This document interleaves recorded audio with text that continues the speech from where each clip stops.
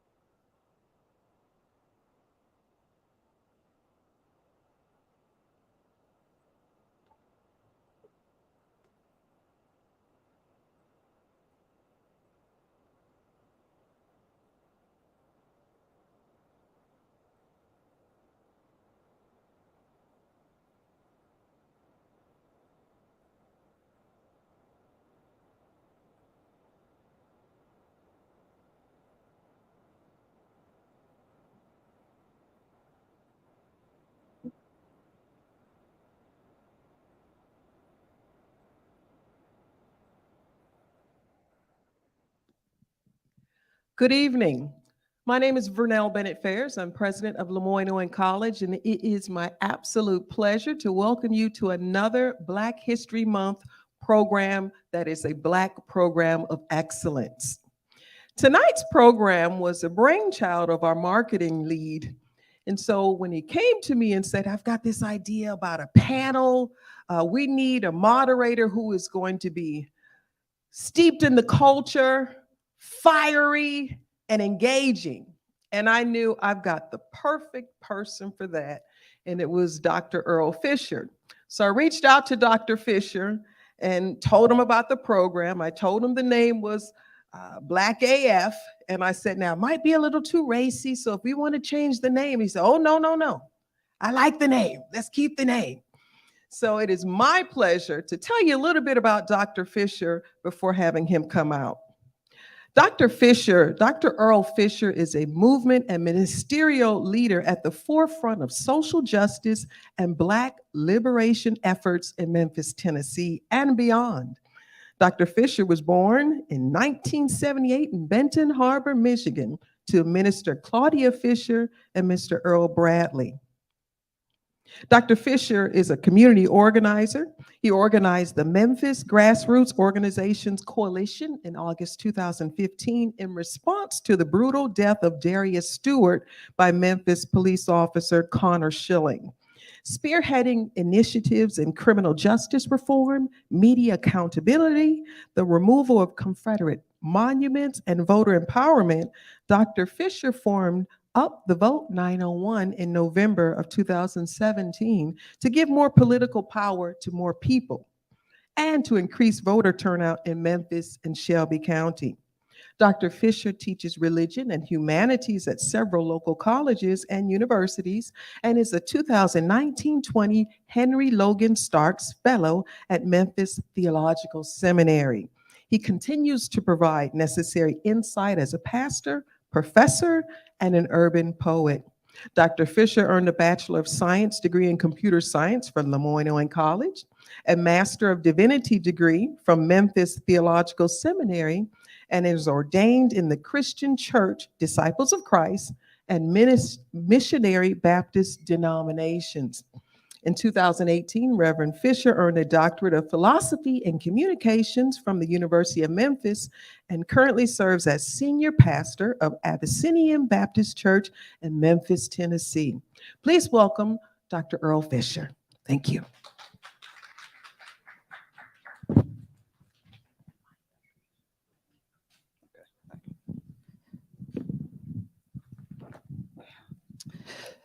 Thank you, Madam President, and good evening, everybody. It is always an honor and a joy and a privilege to be back at home at 807 Walker. It's always a joy to see, fellow classmates and community members and elders, and above all, it's always good to see the current students at this that I affectionately refer to as the Blackest college in Memphis and Shelby County. So I want to do what I can to try to provide an opportunity for us to have a robust conversation and dialogue about what has been happening in the city of Memphis and what we can do as a community and what we believe LeMoyne has done, is doing, and can do as an institution to help us adequately respond to the moment that we're in. I want to, again, thank Madam President for thinking enough of me to moderate this conversation. And since this is a conversation that includes not just these wonderful panelists that I am about to introduce, but also each of you wonderful people who are here today, we're going to ask something of you at the offset. So this is streaming from all of the college's social media sites and pages. So for those who are on Facebook, if you would be so kind as to pull out your phone and get on Facebook, go to the LeMoyne-Owen College Facebook page where this is streaming and share the stream, because that's going to be the place where we're going to try to engage you in conversation through the chat. So if you have a question or a comment that you want us as a panel to respond to or to consider, we hope that you would put it there. I'll be trying to follow along, and y'all be gracious towards us as we do the best that we can.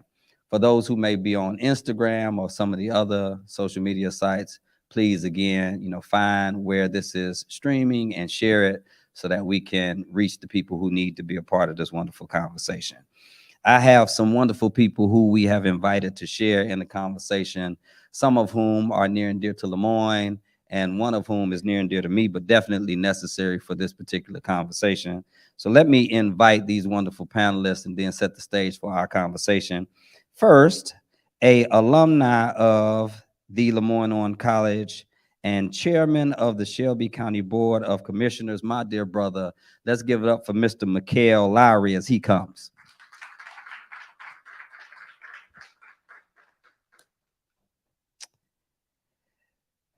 He is not fortunate enough to be a alumni of LeMoyne-Owen College, but he is definitely somebody who is essential to this conversation as a scholar and as a pastor. He is the senior pastor of the Gifts of Life Ministries and professor of communication at the University of Memphis. Let's give it up for Reverend Dr. Andre E. Johnson.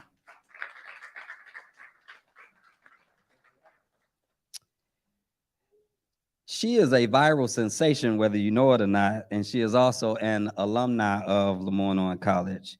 Let's give it up for the principal of the Alcy Performing Arts Elementary School, Miss Eureka McAfee.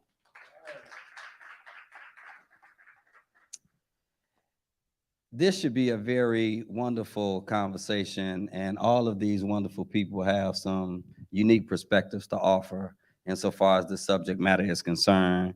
We are here today because we want to dialogue about the role and the function of Black education, and especially Black educational institutions and organizations in light of current events, and the most pressing current event in Memphis and Shelby County. And I just left from Atlanta earlier today, and I could say all around the country, the most pressing issue is what has happened here to Tyree Nichols. And so first and foremost, before we go any further, we want to lift up the family of Tyree Nichols, especially his mother and father and his siblings and his child, and we want to give a moment of silence to Tyre Nichols' honor. After we do a moment of silence for about 10 seconds, there'll be a brief video clip that we will watch, and then I'll come back and allow these panelists to introduce themselves better than I was able to introduce them, and then we'll engage in a very robust conversation. Don't forget, for those of you who are out there, or for those of you who are logged in online, if you want to submit a comment or a question for our consideration, put it in the chat. But for now, let's take about 10 seconds in honor of now the elder and ancestor Tyre Nichols. After that, we'll watch a brief clip that I think can help set the stage for the conversation we're about to have.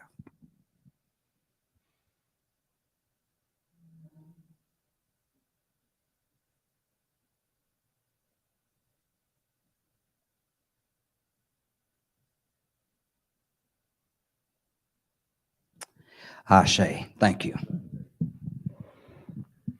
I'm going to start with you. You are on the ground there in Memphis. This has been an excruciatingly tough week and weekend. Can you give us a sense of what people are telling you? What is your flock telling you? What are you hearing from those in the community about what happens and what happens next? Well, Sister Sarah, you've been here, and I'm sure you felt and saw much of what I felt and saw and heard. Congregation members, community members talking about how frustrated they are, how much trauma we've encountered, and moreover, trying to figure out the ways to hold the police department and all of the parties involved adequately accountable and responsible for the developments. Our heart goes out to Tyre Nichols' his family, his mother, his father, his siblings, his child, and we want to do what we can to encourage everybody to stay engaged, because this is not an anomaly. This is indicative of the broader structure and system of policing in our country. And so there's a lot that needs to come from this, and we're trying to make the most of the moment.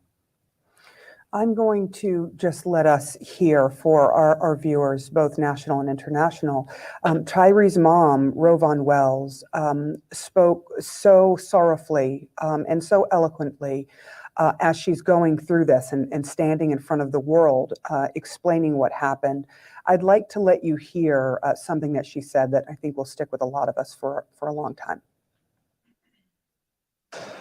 I was telling someone that I had this really bad pain in my stomach earlier, not knowing what had happened.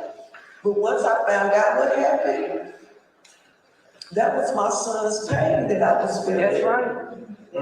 And I didn't even know. But for me to find out that my son was calling my name, and I was only feet away, and did not even hear him. You have no clue how I feel right there. No clue. What we heard on the video is that her son, the last words he said were "mom, mom, mom," and he screamed it. And I asked her, do you think he was trying to actually let you hear him, because he was only about 80 yards away from the home? And she said yes, and that is what is tormenting her as much as anything, that she couldn't help him in his greatest time of need. Pastor, how do you work through this in the community? How do you work through the pain with everyone, including the family, the friends, and the community at large, who has now seen this horrific video?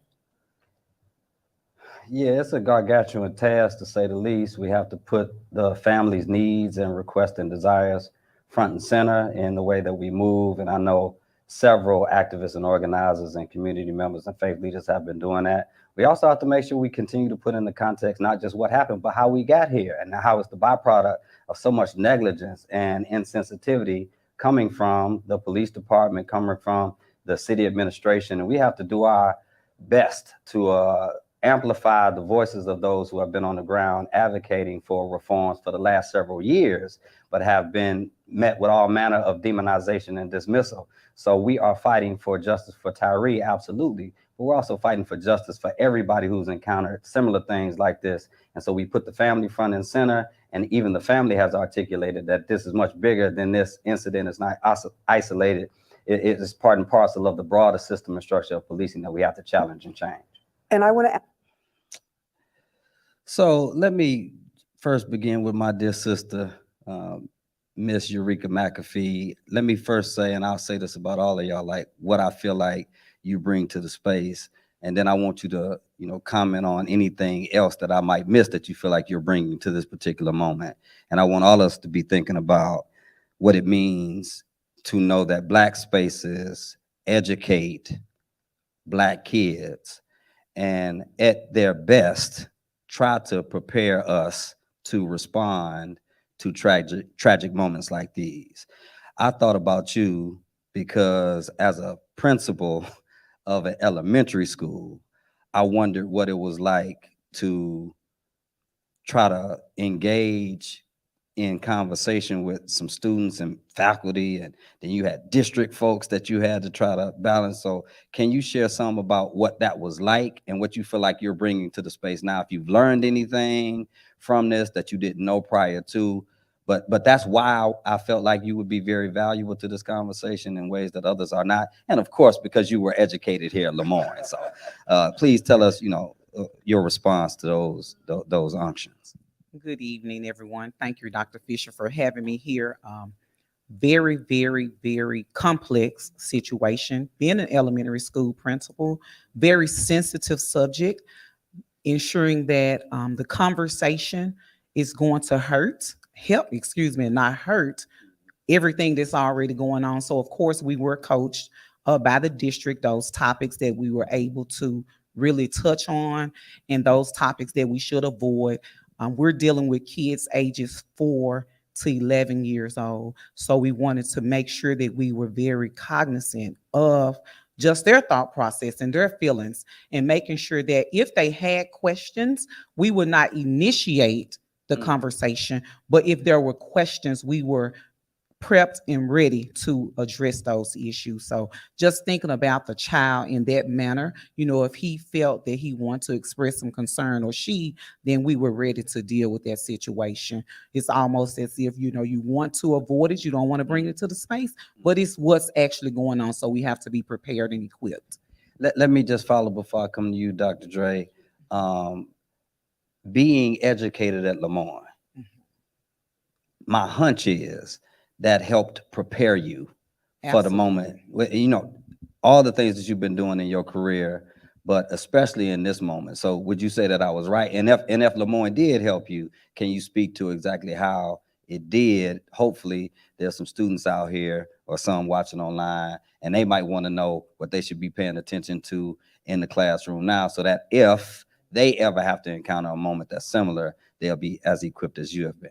Absolutely. Of course, I am a mom. I have 2 Black sons, 2 in college, one who's at the University of Tennessee at Knoxville, one at the University of Memphis. I have a 24-year-old daughter. So there's always that conversation in educating a whole child at the school level, knowing how to respond if you're ever in a situation, making sure that you have prompt your child or your children to have a conversation, to always stay calm. And so those are things that we have to deal with each and every day in the school system. It goes far beyond just the curriculum and textbooks.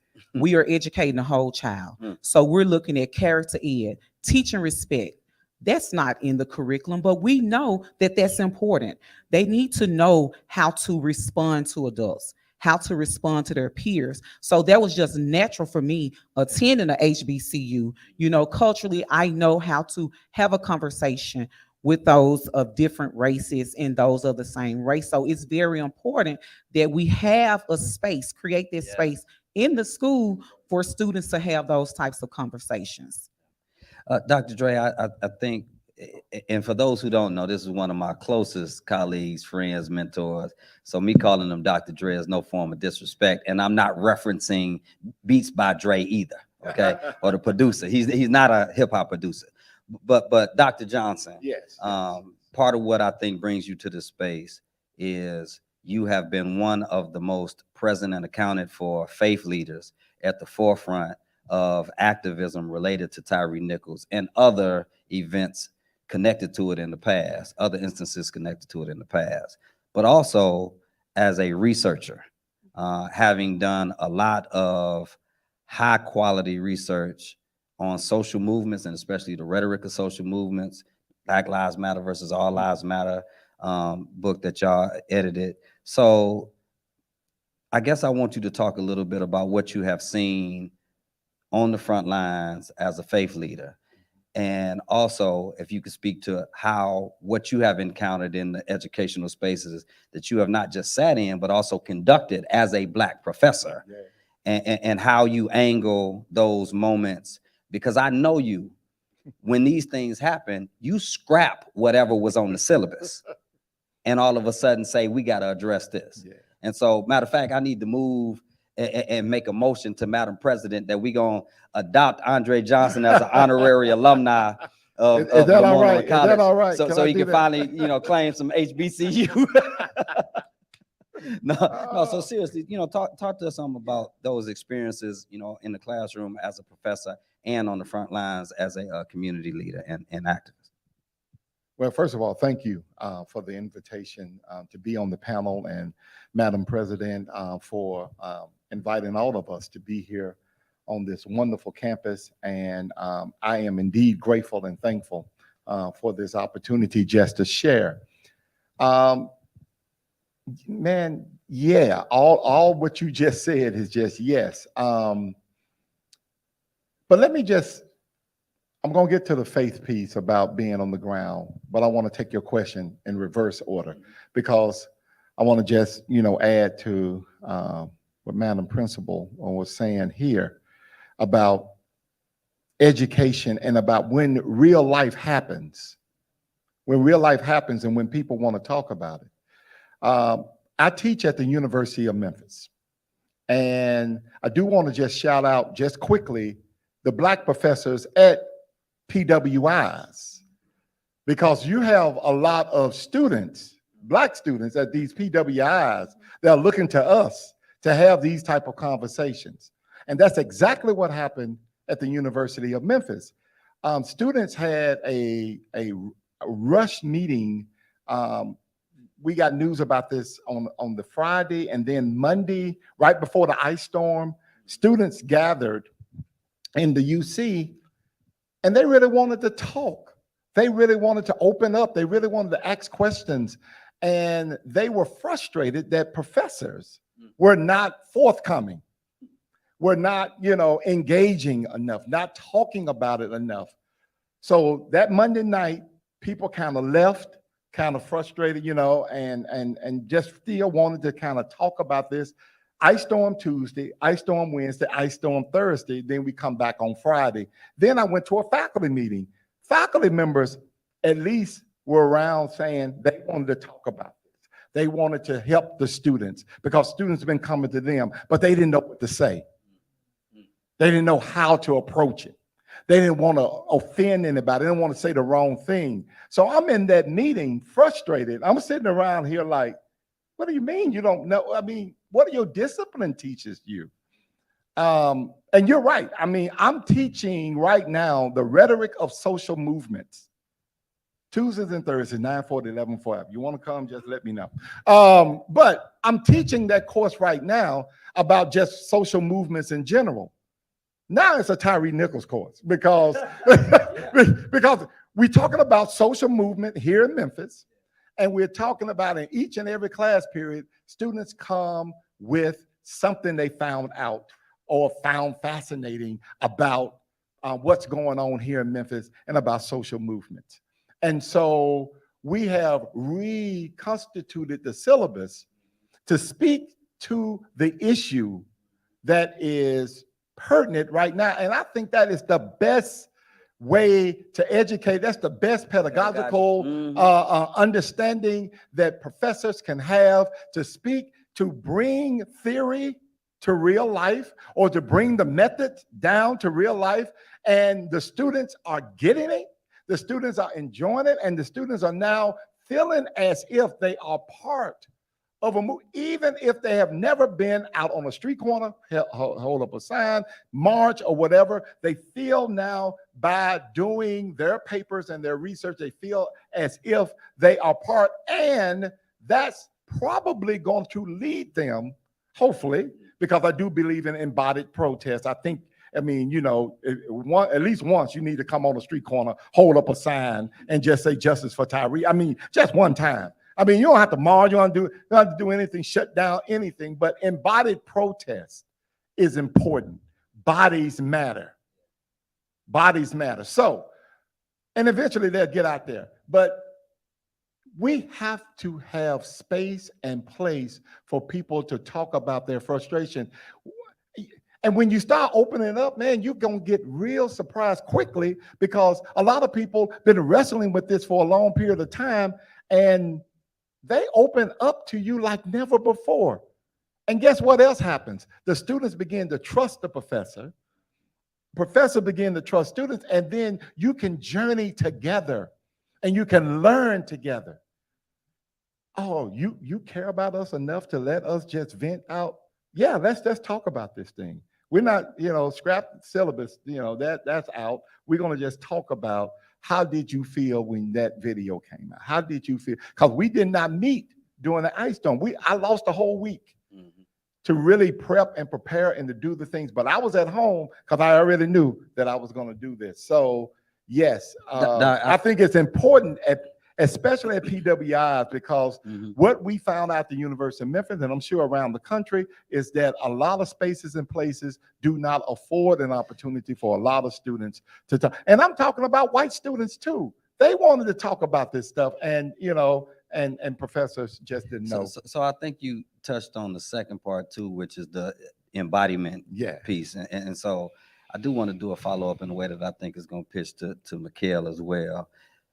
And let me also say, to me, Black professors at a PWI, salute to you for doing it, but you got a little cover if you don't. Shame on Black professors at HBCUs. Are you saying that I don't know. I ain't in okay. everybody's classroom, right? But I'm saying, Right, I think what you are modeling is something that Black professors should be committed to, especially at HBCUs. But one of the things I know you did, and this is what leads me to, Brother Mickell, but I want you to talk about it from a pedagogical and philosophical standpoint. There was a city council meeting or a county commission meeting, I think it was. No, city council. It was a city council meeting. Early in the morning. Early in the morning, you decided to have your class watch the city council meeting. Yeah. Right? Now, how do you do that?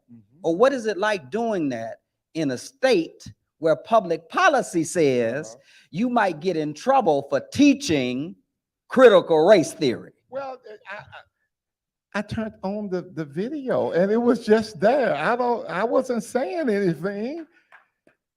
Chief of police and the chief of the fire department were being questioned by city council. I thought it would be a great pedagogical move in order to let the students see what civic engagement was all about.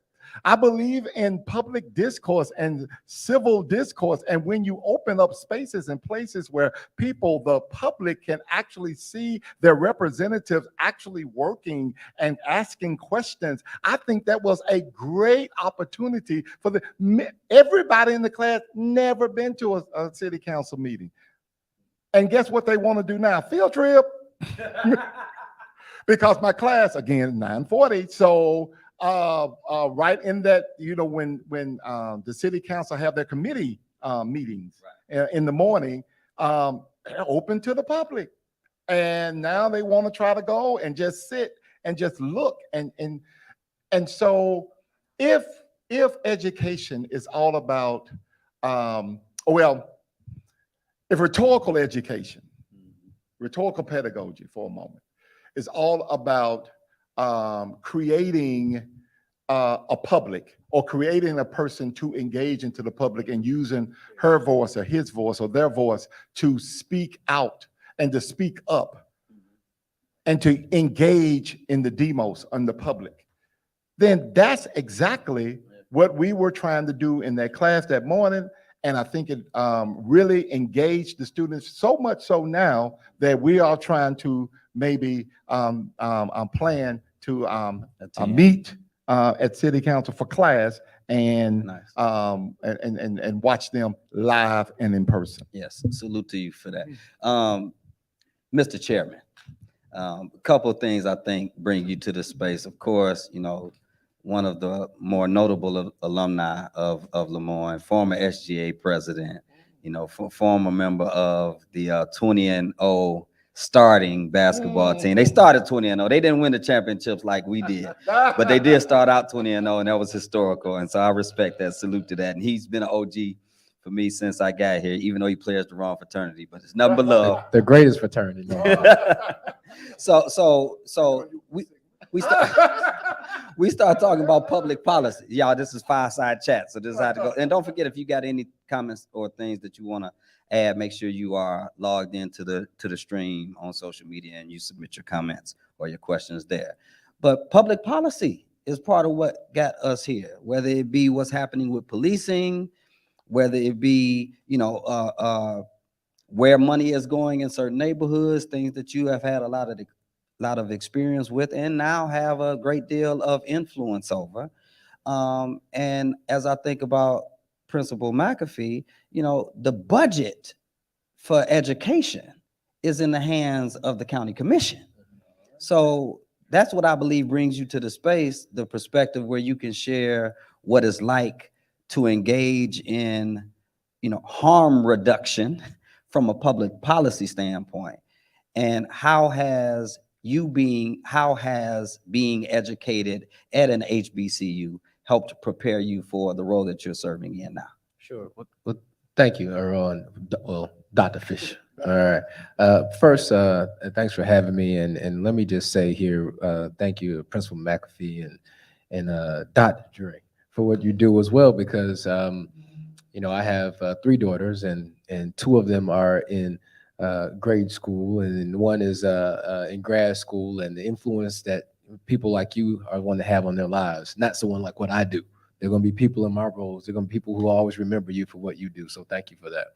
But, I appreciate the question. It's coming from a different perspective, right? The education is in our hands, $600 million to be exact, for a little bit over for a $1.4 billion budget.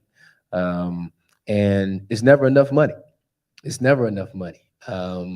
Wish we could always do more when it comes to that. But we are here now to the point where it's like, what can we do differently? What have we not done right in the past? Unfortunately, it takes situations like these sometimes to say, okay, we need to turn that on its ear altogether. And even something we just did recently, which is, last night, which is going to get a lot of interesting comments in the paper and the media because it has the words reparations around it, but it's about, okay, what are we doing differently? The same things do not work, but we're now taking a look at what does it mean specifically as it relates to Tyree Nichols and law enforcement, things of that nature, is what policy can we put in place at the end of a different policy standpoint when it comes to officers, law enforcement, the right training they have in place. And again, that doesn't mean there's no magic wand for any of this. That doesn't mean that tomorrow we're not going to have bad actors at part of police enforcement. We're not going to have any more police brutality. But what we can at least ensure is that we have policy in place. There's going to be no gray area when you break rules.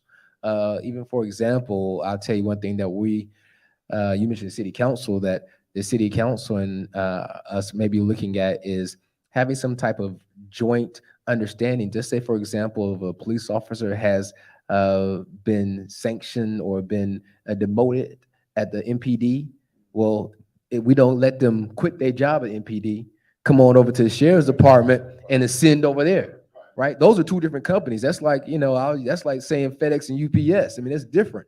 But we're talking about having an understanding to where the public safety is as important, right? So if you breach that trust, don't come over here trying to think that you're going to escape the things you've done over there. So that's some things that we got to look at from a policy standpoint. You always wonder what we can do differently. And right now we're looking at ordinances when it comes to traffic stops. We're looking at, again, different ordinances and data transparency, right? Which is akin to what you're talking about now. So if a officer is involved in impropriety, then the data is already out there, and so they won't be able to easily just transfer from one department. That's right, to the and other. we make the data available to the public. Right. That's what's important. So that's where the space that I'm in. So what can I do for the time I have on the county commission to at least say that we put some policy in place to ensure that people are safer than they were yesterday, and that there's a better level of understanding, hopefully, between law enforcement and our citizens. Can you circle back around to, your time at LeMoyne? If I remember correctly, you majored in business, I did. right? So how is that time? How has your time here? And I mean, your dad is a notable alum, right? So you're a legacy LeMoyneite, right? Yeah, definitely. So what did LeMoyne do to prepare you for the moment that you're in insofar as political leadership is concerned in moments like this? Yeah, I wish I could tell you just in 1 or 2 words. I've been sitting here thinking about that, because sometimes what's prepared is the unspoken. When things happen, and again, I'll date myself about as things that happened to where I was in college, when we had influential moments, especially when it comes to racial. Say what you want to say. I remember the day I was when they announced the OJ case. Yeah, I'm old for some of y'all folks back there. Y'all weren't even around back then, but I remember where I was. I was in the student center, and I remember where I was, where certain people, influential people in my life, were unfortunately shot, and whatever it may be. And when you talk about Tupac and you're talking about Biggie, I was here. So it was never a doubt that that was going to be spoken about. It was never a doubt that I walked into the student center and I know what you were feeling, what I was feeling. I wasn't worried about if you're going to bring it up or not. I wasn't worried about if my professors were going to bring it up or not. So what LeMoyne prepared me for that is sometimes the empathy, it goes without saying. And unfortunately, we don't have that. You just mentioned that at your institution and maybe other places, students are wondering, are we going to have the conversation? In corporate America, we wonder, are we going to mention that about what happened with Tyree Nichols? Speaking of that, Tyree Nichols worked at FedEx. So you wonder, is that going to be brought up? There was never a doubt at LeMoyne-Owen College that if something happened that had to do with Black folks, that we're going to talk about it. So what prepared me for that was to understand that that's our responsibility in the other spaces we walk into.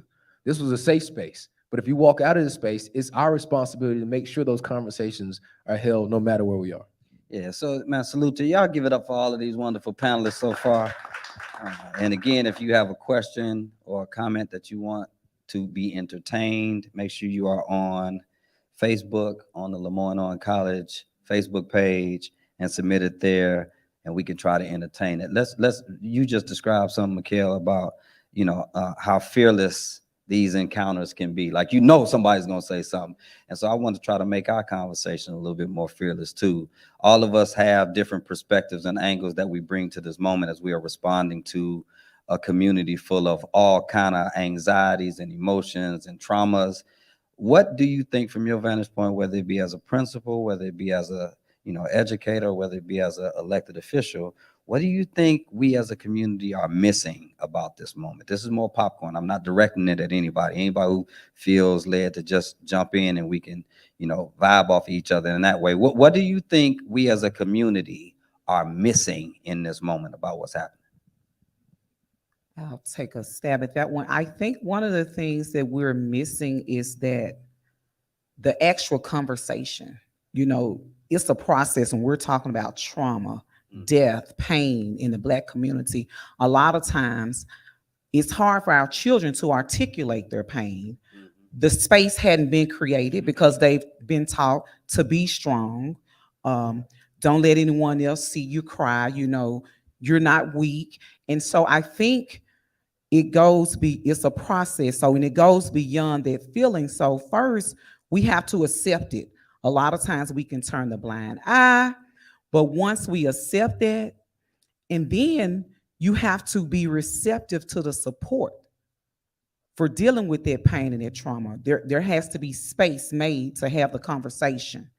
Sometimes we can live in denial that occurred. You can turn a blind eye again, but creating that space, understand that it's a process, and then the follow through. Whatever supports and resources are necessary, or do you even know how to receive the resources and supports? And once I've gone through that, now it's my turn to internalize and process my feelings and be able to help the next person out and have a conversation and say, I dealt with this. Here are some things that you can do. So once we experience these things, it's important for us to create a space and to also share those experiences with other people, because the questions are there, but a lot of time we just hold it on the inside. It is okay not to be okay. We have to be okay. Me being a leader of a school, I have to put on this strong face every day. I have to walk into the building. I am the leader. I'm responsible for 695 students and 100 adults. So when we're talking about pain, we have to create that space and let them know that it's okay not to be okay. And so they have to understand that they can trust me and come to me and have that conversation. But they have to know that it's okay not to be okay.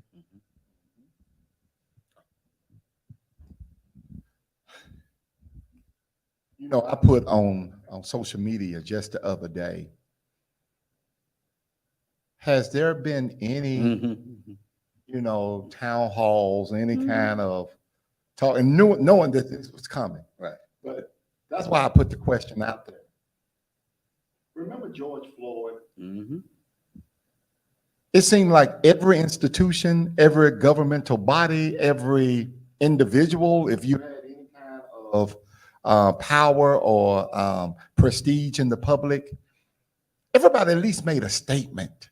They came out with a statement. They came out, you know, people wanted to look for, you know, places in which, hey, I got this money. Can I give this to you to help out? And I mean, all of those type of things. And I get it. That was in Minneapolis, and we were in COVID. We were shut down. And everybody saw that, as we talked about today in class, that slow motion death, 9 minutes, 29 seconds, knee on neck. And that shook us as a country like never before. I get it. But at least right here in Memphis, I mean, just as horrific, just as problematic, just as cruel and heinous and just downright nasty was the death of Tyree Nichols. And my question was, are we even talking about it enough? Now we have activists out, you know, we got people coming to city council, county commission meetings. We have stuff going on, but are we tired of talking? Or are we really, because I really believe as a, you know, as somebody who calls himself a pessimistic prophet at times, I really do believe at this particular moment right now is our moment to do something. So we should be big. pushing harder. Right. We should be having, because we've been having these conversations, as we talked about, for a long period of time. And thank God now that our elected officials and other governmental agencies and bodies and other people who have been pushing more police are finally listening to, well, maybe there's another way. And now we have that moment. And I don't think we're talking enough. So I'm thankful for LeMoyne-Owen, Madam President, to have this discussion and to live stream it. And this could be the beginning of those type of discussions, because people have been producing ideas and plans for a long period of time, and people just have not been listening. And I think now we got an opportunity that people will at least give us a I want to press this, and anybody can respond to this too. And I know, Mickell, even if you have some comments on that, and I got a follow up for Principal McAfee too. But Dr. Dre, do you think part of the reason we're not as aggressive in talking about it is because of the racial dynamics here? 5 black officers, whereby George Floyd and Derek Chauvin, and you had the white-black dichotomy. It was a lot more clear, and now it's a lot more complicated, and people can't use some of the same tacit talking points that they tend to use. So is that the reason? I think it has something to do with, of course, the COVID dynamic too. Everybody being forced to watch it. Forced, you can't run to the basketball game. You can't run to the movies. You couldn't run to the restaurant. You had to sit there. And so, you know, do you think, or do we think, that the racial dynamic is part of what has people not as aggressively talking about it? Yes, I think a little bit, and I'll be real short on this because I know we probably gonna circle back around this. But see, this again is the conversation that we need to be. We have been trying to tell folk forever that It is not about the color. This is not about race. This is a systemic issue. Mhm. And just because you have a black face do not mean that they are not part of the systemic issues and problems that can happen if you allow the systemic environment to overtake you. And we could talk all day long. I'm just itching to talk about anti-blackness and a whole Yes. lot of other stuff that we really can talk about that grounds itself into this white supremacy belief system. Mhm. And it's not white people individually, it's Yeah. the system. Yeah. We have been talking about that. So now is a time, okay, Mhm. so you calm down. It's not a white officer now, it's black officers. Now we can listen Mm. because that same energy we've been giving to white, when it was a white officer, we're giving it to because Yeah. it's the black officers too. Yeah. The same energy. The people on the ground have not changed. Right. Other folk have. Yeah. Sure enough. Sure enough. Man, I could sit here and listen to, you know, this could be a discussion with the two of you. No. No, seriously. I mean, I'm sitting up here listening, and you know, I think that's one of the traits that we all need to be doing is listening sometimes and hearing these spaces. But I definitely think it's the racial aspect of it all. You see, obviously with George Floyd, you had a white officer, so white folks felt guilty. Mm-hmm. Mhm. Even if you just like, well, what could I do? Even employ white people to say, what could I do? So therefore, I mean, how much money did we start seeing being given to HBCUs from Yeah. corporations, things of that nature? Yeah. We had, I mean, the corporate community stepped up like, hey. I don't know if that's stepping up though. They- There was still crumbs.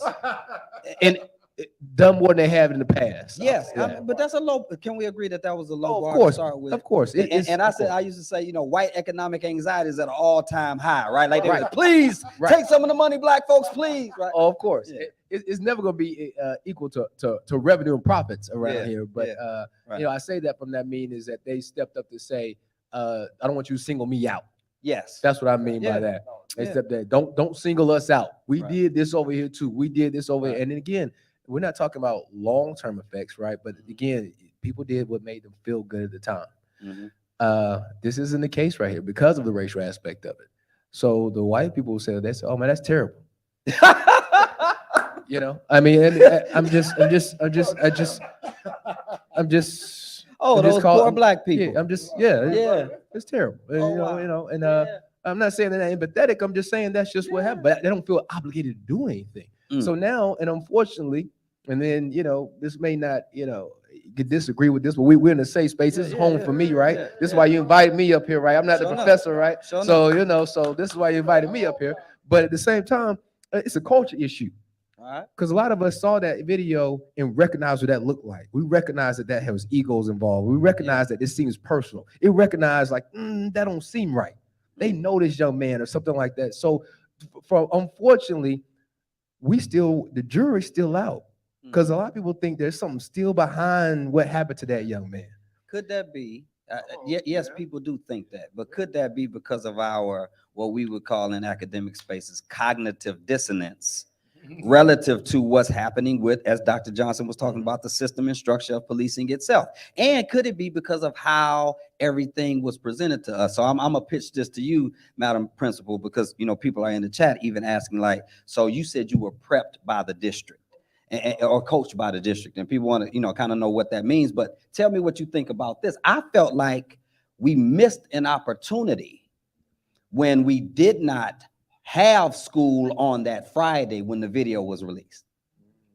I felt like it should have been intentionally presented as a moment to educate the community on what was happening and safe spaces and how to create all of that stuff. So I guess I'm saying, one, what was this notion of you being coached, and in what way were you coached? And do you think that the way that it was presented left space for all of this speculation that people in our community have about what has happened and what hasn't happened, even if it is documented that what we are speculating about is not true? Even if the family has said, no, it's not true, we still want to speculate on it. And I wonder if it's because of how it was rolled out, and in part how it was rolled out from an educational standpoint.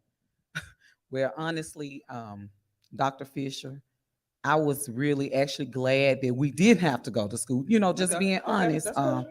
And not so much as the coaching, but just the material, because it was a very sensitive situation. And so a lot of times just in the school, especially with elementary school kids, you really have to be very careful with the things that you expose them to, which it was something they were all going to see. But when you're talking about, we don't want to get into our personal issues. So we want to make sure we stay with what's in black and white, centered around that manner. We don't want to make it a personal issue. So making sure that we're looking at it from a philosophical point, making sure the facts that are present, that you're looking at just simply that. And so it was kind of safe.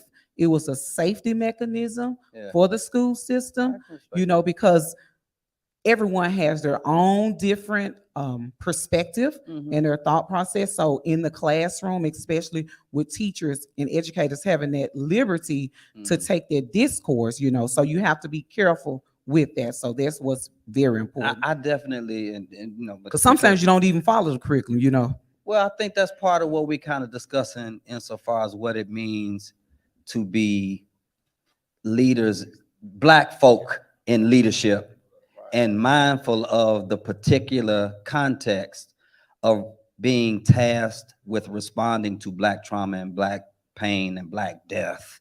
And that we don't always have the luxury of just following the guidelines. But at the same time, and that's the difficult dance, I think these are things that we can say all of us have learned to some degree in the spaces that we've been in, whether it's nurtured in black churches or nurtured in black institutions, where they kind of teach you, you find your way to make sure your people's needs are met, even as you walk the tightrope of the black and white. Nobody should expect for you to violate the rules and the standards of the Memphis Shelby County school system, right? But people will also expect us. Nobody expects for you to violate the Shelby County Constitution, but people also expects us to find a way. Right. If it's anything black institutions are tasked to do, it's cultivate black ingenuity such that we find a way to do what our people need for us to do. So let me just pivot it this way. Where is black leadership missing the mark? Whether it be in the classroom, whether it be in the community, whether it be in civic spaces, because hey, all of us can point to folks who are black in skin only. And many of them are in positions of leadership, some at black institutions. And now in moments like this, maybe that's why we're so silent, or maybe that's why the conversation is so complicated and confusing. So where are black leaders missing the mark? Don't get unfearless now. This is the question why I should listen. I'm gonna listen. I'm gonna listen. Well, going back to something the chairman said about maybe the race, and it's the race of the folk. Dr. Earl, you've already said it this week when you were in Atlanta, and you've been saying it for a while. Maybe this is the moment where Black Memphis comes together to offer confession and say, hey, you know what? We messed up here. And the reason why is, again, we have been talking for a long period of time to ministers, to Black leaders, to business owners, to college students, and especially faculty and staff. And the problem with this whole Tyree Nichols thing is in the brutal way that he was beaten and killed, is that a lot of Black folk wanted more police officers. A lot of Black folk wanted Scorpion. Is this amen, somebody? I can't get no help up in here. No, right. No. A lot of Black folk wanted these TAC units. And folk like me and Dr. Earl and others have been saying, wait a minute, hold up, we're just not talking about how we feel. We bring in research. Yeah. We bring in documentation. We say, this is what happens when this happens. And now we're sitting here and everybody's hurt and mad and disgusted. A lot of people believe that Chief Davis misrepresented and all of that. Now is the time though. Mhm. Own that. Just own it. Sit in it Yeah. for a moment. And I'm deadly serious. Just sit in the fact that, look, man, we maybe overfund and made the folk that were trying to go around say defund, and you knew what they meant, and you lied.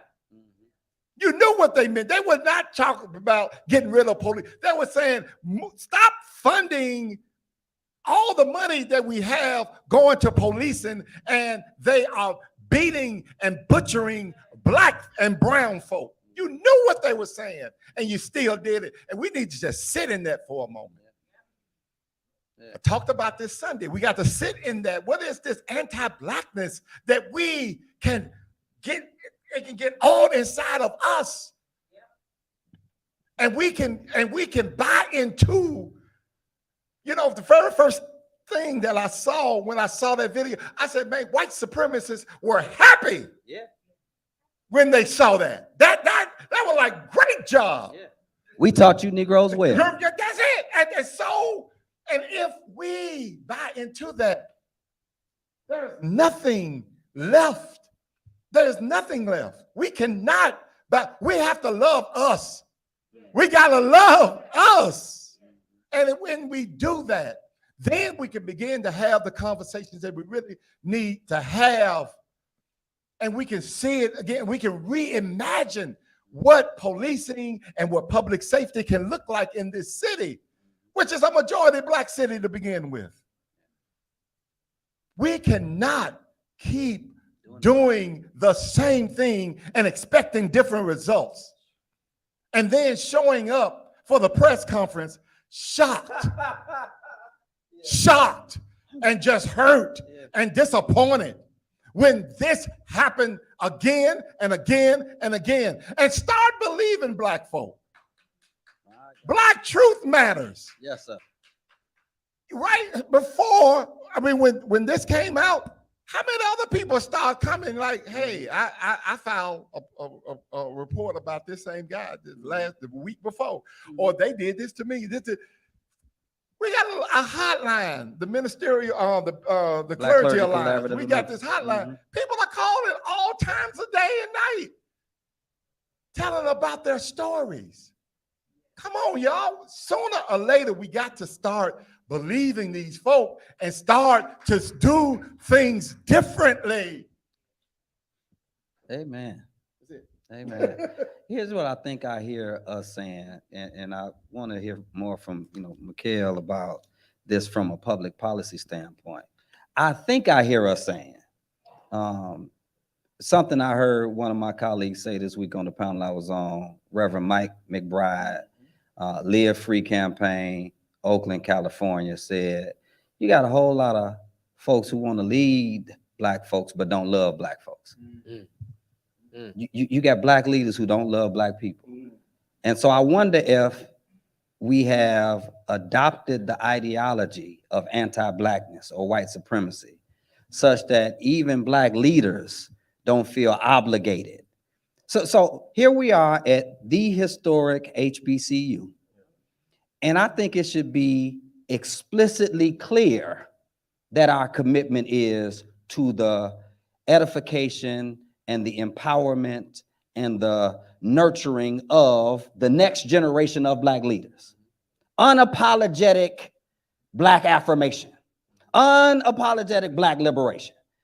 And I think we can honestly say, because of stuff that gets passed in public policy, CRT, so right, you even have people in the chat asking like, so how do we teach this without violating CRT? Or how do we create public policy that can be more affirming for Black folks. I think maybe the reparations piece is something in that direction. But are we misinterpreting the level of anti-Blackness that's in public policy?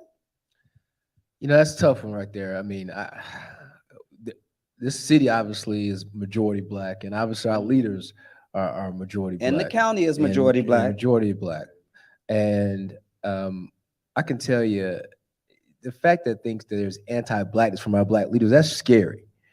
I mean, that really is, because Black folks will put you there, right? At the end of the day, from a voting standpoint. But there's some that get put there and it ain't really Black folks who put them there. Listen, like I said, like I mentioned about law enforcement, there's gonna be bad actors there. There's gonna be bad actors who elected officials. But you said to the ones who it's unequivocally Black folk put you there. Yeah, no doubt. No doubt. So that's why when we put together policy, I'm unapologetic about it, but it's at the same time, I understand I represent a large sector of people. So you mentioned reparation, but we also what's coming next is also a legislation as far as Black history being taught in schools. Now, we know that's federal policy and state policy, but that means we try to speak from a voice. Well, what can we influence here in Shelby County?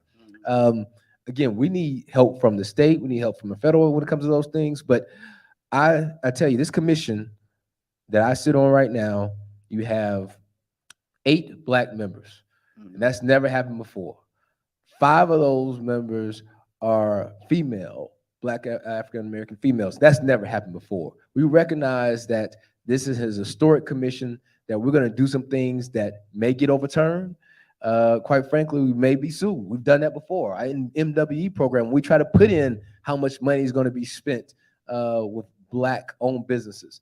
Well, obviously, there's some powers that be don't like that. They took us to court, and unfortunately, they won. But we're going right back at that. So, Earl, we just got to keep pushing the envelope, pushing forward, because no one's going to give anything to us, even though we're elected officials. At the end of the day, we may have a majority Black elected officials, but the only power we really have is political power. That's the only power we have here in this county and this city. And what we got to do is use that to turn this county and city on its ear. And some of those things get thrown right back at our face. But that don't mean we keep trying. So maybe we should do a better job of amplifying the voices of those most directly impacted by some of the public policy. Again, Principal McAfee, I think about the 650 kids you said. People in the chat are asking, like, what are some of the conversations that you have heard some of the children engage in around, I would say, not just Tyree and what happened there, but I know something about being in Black institutions with kids. You hear stories about all kind of stuff that's happening in their houses, in their families, in their communities. And so what can you responsibly share with us that may add some insight to, what we should make sure we're teaching, or how we should make sure we're teaching and training teachers at HBCUs, or how we should make sure we're advocating for public policy? Oh, that's a great question. So one of the things that I really push at my school is self-love.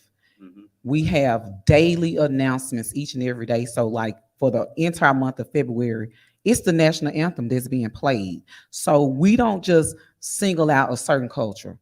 We are going to embrace every culture. I have Hispanic students, African-American students at my school. So it's important to create that space again. So when there are opportunities there each and every day, and we have to be consistent in these practices. We just can't do it in February or do it at the beginning of the school year. So it becomes a culture. Now students want to come on the intercom with Ms. McAfee. So now— And do the Pledge of Allegiance? Do the Star Spangled Banner? No, we're playing our Black national anthem. Okay. Yes.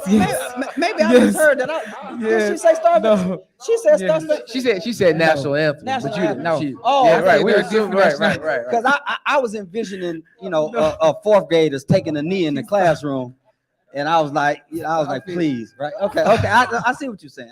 Yeah, but that made me think of something else too. And they're on the intercom, so they're having the opportunity each and every day. At first, it started off with just girls. So I had a male teacher to come up, and he said, "Ms. McAfee, the young men are feeling some type of way." I said, "Okay, let me think about this." And so even just being a female principal, I really had to create a space to bring my males in. So now The young men on Tuesdays and Thursdays, young ladies Monday, Wednesday, Friday. I wasn't cognizant of that. I was just thinking, me, I have the girls with me. So now they're coming to me. They're asking, Miss McAfee, can we play this song on the intercom? Can we play this song? So they're actually teaching me about different things. And so now that space has been created. So when they come down to my office from 8:10 until 8:20 for morning announcements, once we finish those announcements, I'm telling them, love yourself, listen to your teachers, make sure you follow all the rules. How was your day? They're telling Miss McAfee, I feel sad. My uncle was shot last night. That's why I was crying. And I'm like, give me a hug. You know, I said, I feel your pain. I said, but you know what? It's important that you come here and get your education so you can change that narrative, you know, so you can make a difference. That's just a conversation that we're having. Nothing prompt, nothing prep, but they're going to bring it to you. So you have to create a space. You have to first know your students that you're serving. Know the community. That's what's important. Hear them and listen.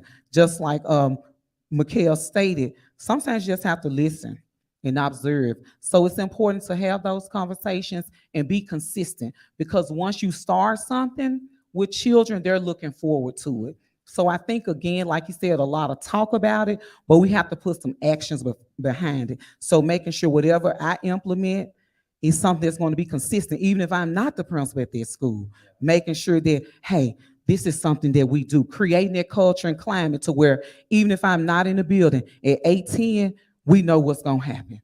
We know the students are going to come down. And so now they are more, you know, opening up more. They're feeling comfortable, because you have to build their trust. Students have to first know that you care. So that's the one thing, me, especially attending the HBCU, you have to have self-love. You got to have self-love, and you have to let your students know that it's okay to love yourself, and it's okay to be nice and compliment others. And so we have to create that culture and climate. Now, I make it a public thing to compliment teachers. I let them know that, even getting the parents involved. So it's just a lot of trust issues right now in creating that space and making sure that they understand it's okay to love self. So you have to create that culture and be consistent with it and be fair. I think I can accent one of the things that you said that may be one of the most valuable things we've heard tonight. I'm gonna accent it. Since we're in the space we're in, you really just described what we would call in African American studies, Africana ways of knowing. When you said, and those kids teach me. In more European centered, in more white educational spaces, it's not expected that the professor would learn anything from the student. But in Africana ways of knowing, the communal nature, this when you talk about self-love and all that, when you are nurtured in a community, it is expected that we learn from each other, no matter what your standing is, whether you're an elder or one of the younger people, anybody who knows anything about the ritual of libation. When you are calling forth and acknowledging who the elders and the ancestors are, those who are present, those who are here in the past, and those who are yet to come, you don't just ask permission from the elders to speak. You got to ask permission from the youngest person in the room to speak. That's a posture of humility that I think you described, and I wanted us to take a moment just to accent that. We only have a few minutes left. Y'all know I could talk to y'all Negroes all night, but I want to encourage people to continue to put comments and questions in the chat. If you're watching us on Facebook Live, we will take some of them, even though they may like seem out of order. It's going to kind of be popcorn in a way, so that we can honor them. But I do want to circle back around to this notion of Black leadership and what we may be missing. Here's one question that somebody posed, and I think it's important for all of us to at least try to take a stab at this. And I don't think it's a right or wrong answer here, but I think it's important for people to hear from each person in terms of their perspective. So there's a professor here who's asking, in light of the historical trauma that Black folks have faced, do you think we should have released the video at all? Wow. Yes. You can't, we talk about truth. Truth is always important at all times. I saw the video before it was released, and you have one of those moments to say, should this be released or should it not be released? And what comes to be most important is that people need to see the truth. People didn't want the video released, in my opinion, because they were afraid of the outcomes. That's why school was not in session the very next day. People were afraid. And I had people at the county, they called us, said the city shut down. And in fact, I tell you, downtown was a ghost town.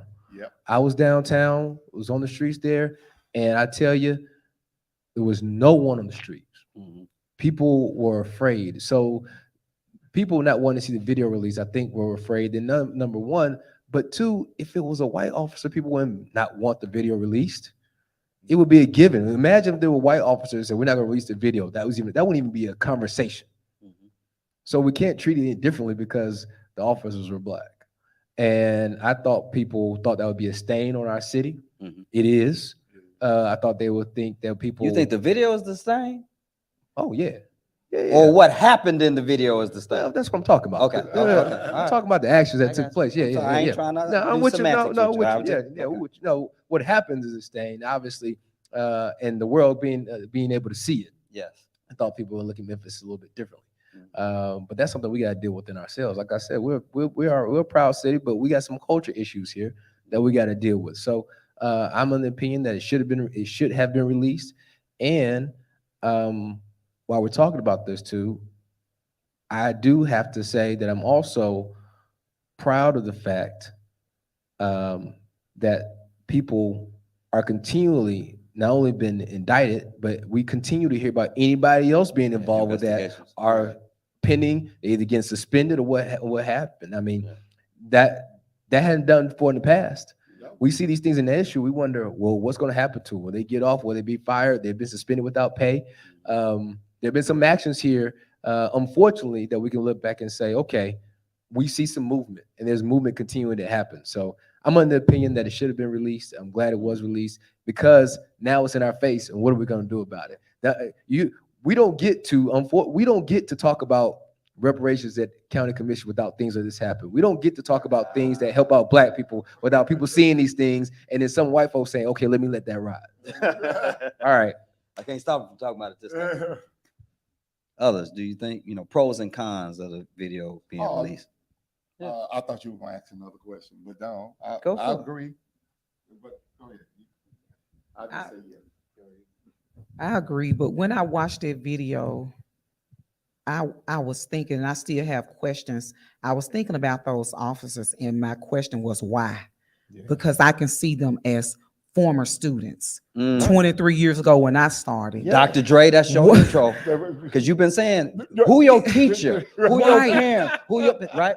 So, I mean, I taught 5th grade for 17 years, and having that conversation daily, this is how we treat one another.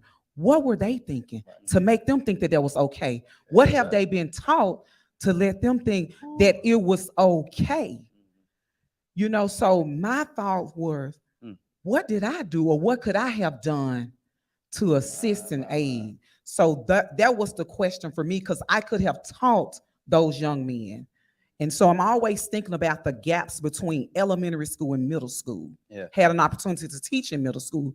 And even I have students now who will reach out to me on Facebook and say, Miss McAfee, I'm not the same person I was when I was in your 5th grade class. I'm like, tell me more. How did your character change? So strengthening the character ed in the elementary sector to ensure that those things, something on the inside should have said, why? No. So just some questions like thinking about character. Why? So I'll turn this into a town hall of sorts at the risk of people, at the risk of somebody, for example, blurting out. We'll turn this into a town hall, which would give some people in the audience an opportunity to come to the podium and ask a question. But I got to set some parameters here, okay? You cannot go on in perpetuity, which is one of those higher ed words that means forever, okay? So before you come to the podium, please formulate your question, Okay, your question, don't spend a minute giving a comment. You know, formulate your question before you get here, and then we'll give you a good, 30, 45 seconds to ask the panel a question. So this will be town hall style in that regard. But I also want to highlight a question for starters that comes directly from one of the students. And they are asking, as a student of LeMoyne, what's something as a young adult that they can do if they may not be in a position to change things, but at least want to help to change things? Where would we say they could start?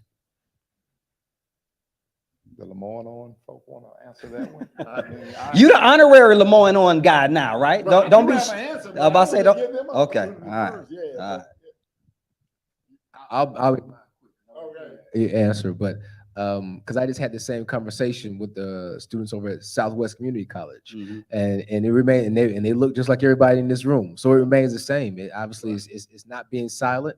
It's speaking up. It's holding informationals and talks just like this. Any change that's happened, and it just dates us all, but any significant change has started with young people. Now, they had elders and mentors, but it's been young people who've been unapologetic and unafraid and nothing to lose that got out there on the front lines and said these things aren't right, and probably endured a lot of those things that helped it better for all of our generations. So I tell students, do not be silent. Make your voices heard. Partner with the mentor. Come ask us questions at the city council or county commission or wherever it may be. I tell you, people are wanting to hear from young people when it comes to these issues. So use whatever platform you may have here, whether if it's your classroom, whether if you're in a fraternity, sorority, where if you play sports, whatever it may be, utilize it. You have a platform wherever you are. You have a spirit influence wherever you are. Use it. That's where it starts. No, I echo that. My writing partner and I, Amanda Neal Egger at the University of Memphis, we just yesterday got word that our new book, The Summer of 2020, George Floyd and the Resurgence of Black Lives Matter, will be published next year, spring 2024. Got that news. That And man thank- publishes stuff like the mixtape Lil Wayne, okay? Every week it's a new publication. But we actually talk about in chapter 5 of the book, which is the politics chapter of the book, we talk about involvement. And what we have demonstrated through our research is the number one way to get young people involved in just about anything that you might deem as positive in the public arena. They have to be involved in a movement. Period. That's it. If they get involved, if they really get involved, not just tangential, not just on social, but if they are part of an embodied protest, if they are part of a bearing witness campaign on the street corner, if they are continually calling and emailing their representatives, they feel a part of the process. They will vote. They will help others to vote. They will help others to, they will feel as if they will have to educate their friends, their relatives, their parents, especially if their parents may be a little bit different politically than they are. If they get involved, that's the key. That's it. Get involved in a movement. In a movement, you can call it the movement if you're just looking at Black liberation movement, but any movement. If they get involved with women's movement, gender issues, they get LGBTQIA movement. Any movement brings a level of commitment to the public arena. And if they do that, they will find them, you will find them in the classrooms here and at the University of Memphis, Rose, CBU, wherever. They will be leading the efforts within the classroom. They might even bring a couple of professors along. Because they now know that it is important to do the things that they are doing. And the only way that things, as you were just saying, only way that things change is from the bottom up. From the bottom up. And young people have led us. And that's just the history of social movements in every context. And I'll stop there because I do have one more other thing, but I know we want to get to some more questions. Yeah, and I just want to and some piggyback comments that from with, others. I think the classroom is a great space for students to shape their voice, that they should be challenging their professors. Hey. Like, start there. But our discipline invites that. Our discipline teaches, and one of the reasons why I'm not too concerned about CRT and all of those type of things, because the courses I teach, first and foremost, are going to be courses where we are actually studying speeches. I teach African American rhetoric. I teach Black church. I teach Black homily. I mean, my courses are Black. So anytime you take a course from me, you are going to read a Frederick Douglass or Ida B. Well, and I don't have to say anything. I just read. Okay, tell me what you think. And all of a sudden, like what they doing today. it. But consider this. Earlier we were thinking about like so two things: the pros and cons of releasing the video. I mean, that sounds like a conversation that should be happening in the classroom. Sure. We we teach is the controversy. That's the controversy. So the controversy. I don't think, but Dre, I don't think it has to be in that discipline. So we talk about okay. Yeah. So I was just lifting up our discipline as a natural fit for that. So when Principal McAfee says something about wondering, you know, where the investigation was and so on and so forth, that's a criminal justice conversation. Folks who are in criminal justice classes should be having that conversation right now. Where are we in the investigation? Why was this officer? Why was this officer fired? But you know, these officers fired, but this officer is under. Well, you should know something about policy, right? So I don't see how. I almost forgot I was the moderator. I just, you know, I don't see how we don't take better advantage of these opportunities, especially at Black institutions. Okay. Especially at Black institutions. So, you know, we could discuss more about the pros and the cons piece. We could discuss a little bit more about, you know, how we are, where we are in some of those other things. But especially all of us, I think, have displayed a commitment to try to create a space where young people, students here at LeMoyne and beyond, can have a voice and a platform so that they can continue to develop their own character as they move forward. Again, well, I want to try to save a few more minutes because we are really at the limit of our time, but we could probably get started late, maybe another, with the permission of Madam President, another 5 or 10 minutes. Anybody wants to come up and offer a concise question, we would appreciate it. For the sake of the camera, for people who are watching online, please just come up to this podium and we'll give you the mic and you could ask your question there. While the professor's coming, anybody else with another comment about things that we've covered up to this point? He's up here now because I am going to say something.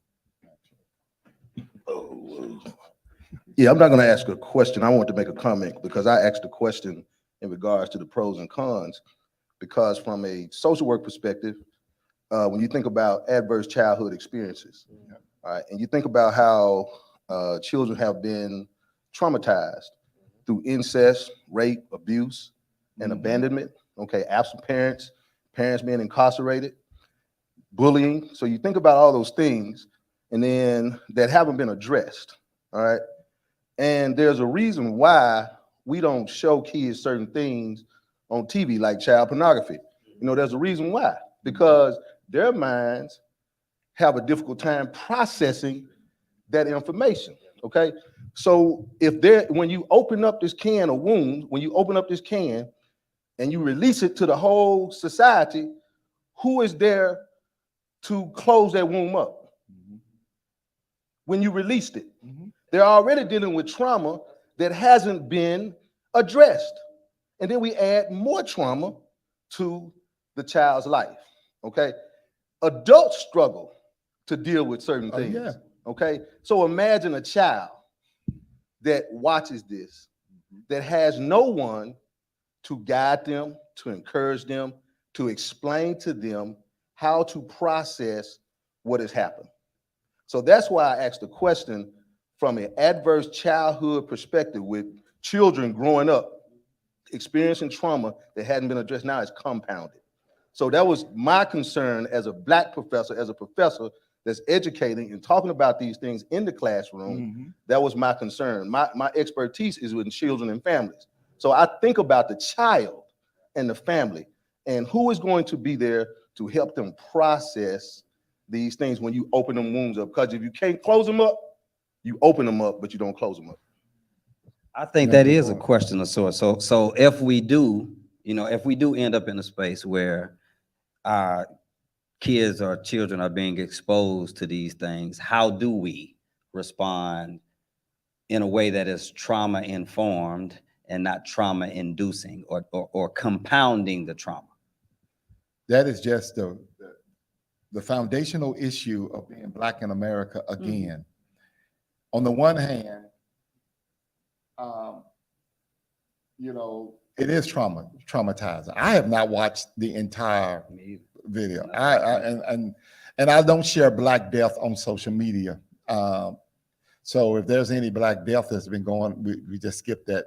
And I try to protect myself as much as I humanly possibly can. Just a little small snippet of what I saw was enough for me to cry like a baby driving home after we came from a rally the Friday night after the video was released. So on the one hand, we deal with this trauma, and it's a reoccurring trauma each and every time. But at the same time, and this is a double bind of Black America, that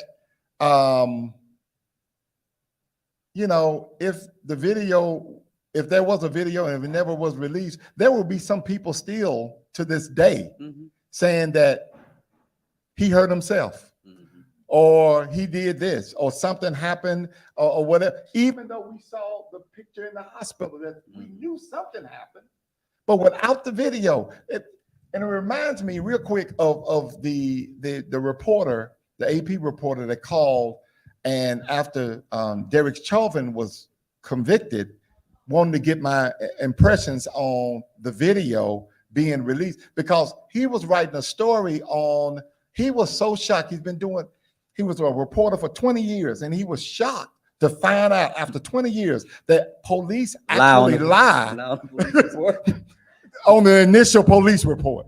That was the whole story. The story was that they lied. And I said, oh, really? You just finding this out? I was kind of shocked. I was just taken aback. He's been doing this. He said, we have just been taught to always take the police report and just print it as is. This is like, police said this. But isn't it good now that we got the video and it's helping and it's convicting folk? I said, yeah, on one hand, but on the other hand, it's still traumatizing. I wish that people would just believe Black folk or believe everybody that was around when George Floyd was trying to get him.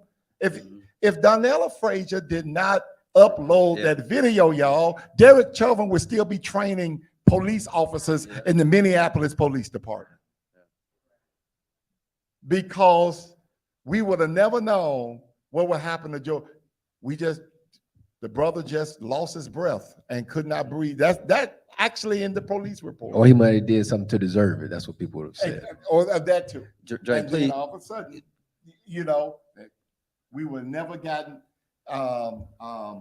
justice in their case. I want to dig into this a little bit further, though. Yes, the double bind, the complicated nature of being Black in America, but and I think Principal McAfee, if you speak a little bit more to the coaching that the district gave you, I think that might more aptly or more directly address the question of, if we are going to expose children to this type of material and it's already traumatizing and they've already been traumatized, then what's the rubric? What are the standards? What are the steps that need to be taken to ensure that we do consider adverse childhood experiences or ACEs? And so my hunch is that you were coached or instructed on that from the district. And if you can share, I think that'll be helpful.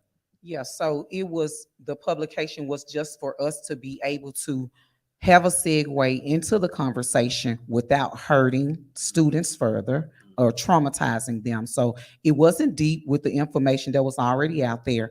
It was just a basis. We have conversation starters, things that, to avoid, those conversations you want to avoid, those different issues you want to avoid, and then how to really speak to some of the different things. So it wasn't very broad. It was just some basic, information.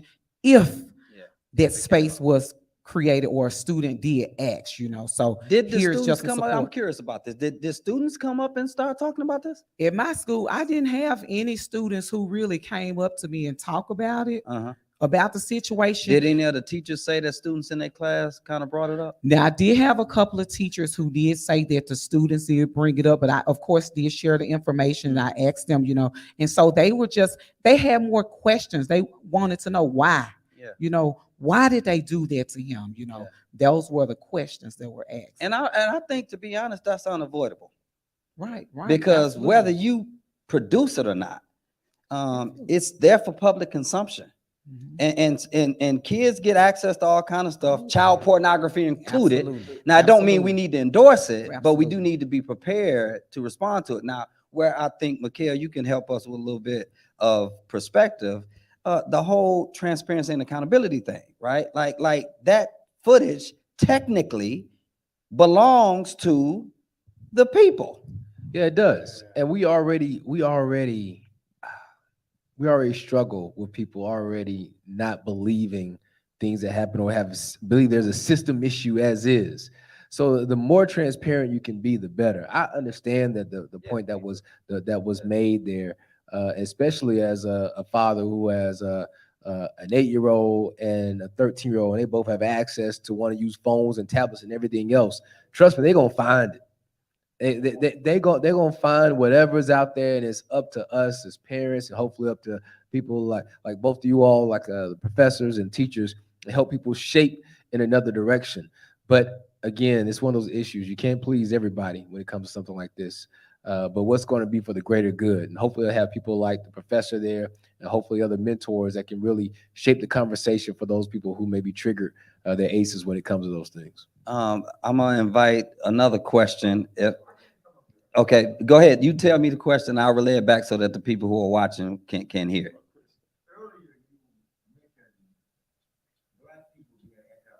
Mm-hmm.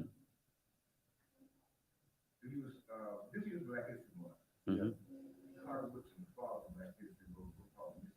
Negro. And he talked about what the education does to us. Mm-hmm. So from your perspective, is this intentional? Mm-hmm. Is that the question? So the question is so for those who are watching online, the question is anti-blackness that is being internalized by black people, is that intentionally done? Did I frame the question well? Okay, so I got plenty to say about that. I'm pitching it to y'all. Do y'all think that, it is by design that black people end up being anti-black? And the resource that was quoted, for those who are not in the room, is Carter G. Woodson's Miseducation of the Negro. Wow. And we'll wrap this up in 5 to 6 minutes. Intentional, I just want to get clarification. Intentional from the individual, the black individual, or intentional from the system? Right. Oh, Yeah. Right. I mean, what scholars have now been pushing and opening up our eyes even more, instead of just racism, instead of white racism, or even white supremacy is the bedrock or the foundation of anti-blackness. What makes white supremacy work is people being anti-black. And so when we talk about anti-blackness, we move away just for a moment from race and just talk about just blackness itself. And we know this linguistically. All you have to do is put the adjective black in front of anything, and then you got an issue. A negative. Black theology, black liberation theology, Black sheep, whatever. black Black, hole, whatever. Yeah, right. black market. So anti-blackness around the globe, around the world. So that gets into, I saw when I walked in today, you guys going to have a discussion on colorism on March 2nd. I saw the flyer out there. So colorism, light skin, dark skin, all of that stuff. So you're asking the question if it's intentional. for a lot of people, the Black person, it is maybe not intentional because we have already bought into whiteness to begin with. Mhm. So what they thought they were doing was the right thing, and they bought into that already. So I didn't even need to push them. As far as the system goes, it's already baked into it. Yeah. We have to actively, as Black folk, we are part of this system too. So we have to actively resist that. Now, put the preacher hat on, resisting evil. Mhm. That's what we actually have to do, maybe even on a daily basis, because we can easily slip into talking about those people over there. Talking about, oh, I done moved away from those folk. How you talking? And then you are shocked when you are those folk at the place that you moved. And then you all of a sudden looking around talking about how dare they treat me like I need somebody to stand up for me. Where were you when we were asking folk to stand up for all of the other folk? Come on, y'all. We got to do better than that. So yes. So anti-Blackness, if we are not careful, we can adopt these tenets. And we would honestly believe, and there are some people who have just pushed the envelope so far to honestly believe that the proximity to whiteness makes them better. And all you're doing is setting yourself up for a big disappointment and a big fall. Come on, Mickell. Yeah, that's why I'm loving to listen. I'm telling you, you know, and I hear and receive all of that. But the people I think, I guess I've seen in my space when we talk about anti-Black, it's not anti-Black, they're anti-economic conditions. Because people love Black people on TV. You love the music. You love the clothes. White folks want to be browner, tanner, whatever you want to call it. But you don't want to have your economic situation. You don't want to live over there.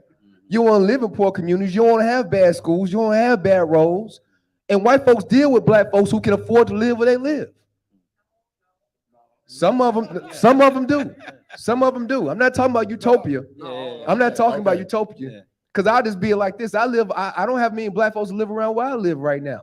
But they're like, oh, but that after they try to ask you, what do you do and all this kind of good stuff, oh, they may be okay. They must be okay. If they don't ask, they assume you okay. I'm not talking about utopia. I'm just saying most of us. When you get to 8 to 9%, nobody got a problem where John Morant live. John Morant don't live around nobody Black. But he okay out there in ease. Because he's John Morant. I'm just telling you, sometimes it's not sometimes for me. It's just it's not just for me, just the color. It's the economic conditions that people are in as well. Okay. That's what I think we can't miss one without the other. Yeah, just a second, Miss Lisa. I just wanted to go back to the economic disparities because Yeah. growing up in South Memphis, Yeah. I love South Memphis. You Yeah. know, that's all I knew.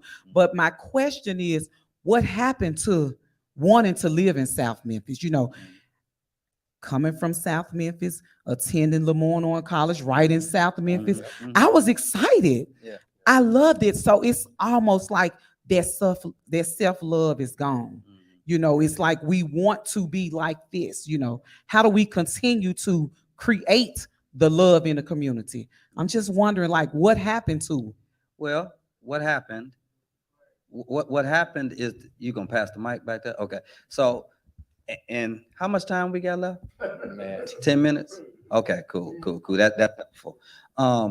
Here's where I think the conversation is leading, and I think it's most helpful here. It is leading back to the conversation about the system and the structure. What happened to the love?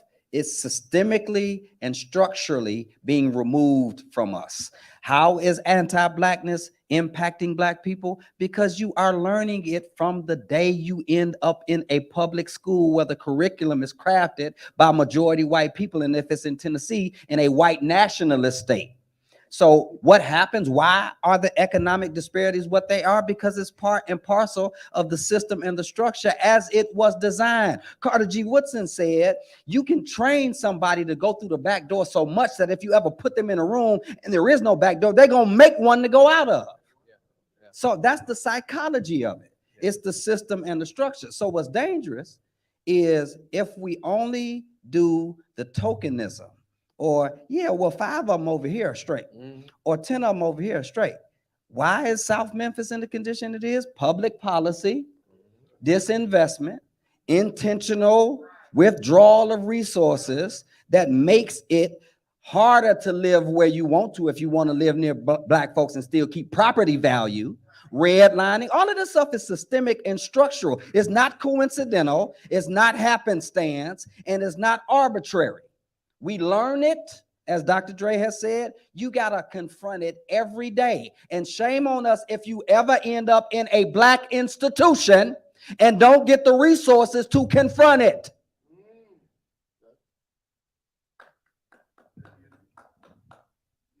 Yes, a student with a Alpha. You see this, Alpha. They Y'all don't, see it?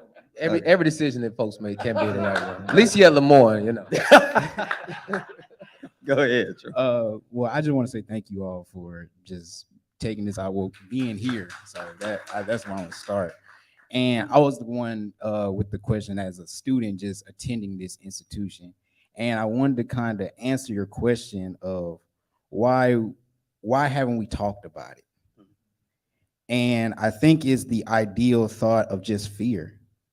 Fear of the trauma of past situations. And me as a student, and I see both sides. My parents are in law enforcement. So I have to see them wake up, throw the vest on, throw the camera on, throw the gun on their hip. I have to see them every day do that. Yeah. And I have to pray to the God I believe in, they come home. And I have little brothers, nieces, nephews, who my older siblings aren't in the right mindset to guide them. So they look to me to guide. And I have to, I guess, come up with that idea of what can I teach you? What can I put into you? I can't give you everything I know, but I have to pour something into you. And me just being a student at this institution in the years I've been here, I've learned the importance of an HBCU. I've learned the importance of being a student, an adult. And I want to take the time to just say to our Madam President, it's okay to be scared. Because we look to you to help, to guide us, to lead us, and to get us out of those dark situations that the world has coming towards us. And you have people like myself who will grab your hand in those dark moments. And so I really want to say to everybody in here, it's okay to be scared. Yeah. It's okay to be uncomfortable, but we have to be uncomfortable to be comfortable eventually. Yeah. Yeah. So it's an alpha man right there.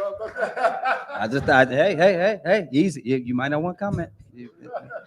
And just, I want to end this by saying, just attending LeMoyne-Owen College, I think we have to just not learn how to open a book or learn criminal justice or how to cut something open. Being a Black person, I think we have to learn what the lifestyle of being Black in America. Yeah. And I feel like we cover that up with so many sheets of, oh, it's okay. You can get that white lifestyle to be better, but it's just we're covering up something that doesn't need to be covered, especially if we want to move forward how we say we want to move forward. Come on, y'all, give it up one more time. Look, thank y'all for such an engaging and entertaining. My name is Troy Williams. I'm sorry. Oh, we know. Oh, I'm sorry. Troy Williams of the Beta Xi chapter of Alpha Phi Alpha Fraternity Incorporated here at LeMoyne-Owen College. No, seriously. I hate to cut it short.